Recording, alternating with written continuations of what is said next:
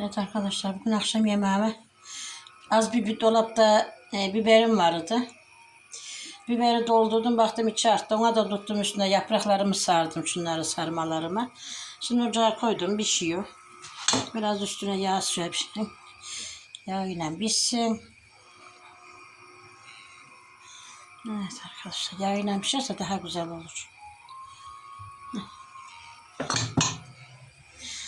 Öyle işte arkadaşlar, siz ne yaptınız, ne ettiniz, ne pişirdiniz? Deyin bakayım hadi.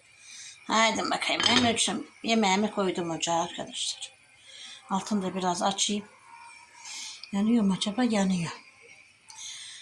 Şöyle arkadaşlar, bunun yanına şimdi ne yapılır? Şuna gider bunun yanına. Bunun yanına bir cacık yapayım. Vallahi daha bir şey yapmayacağım.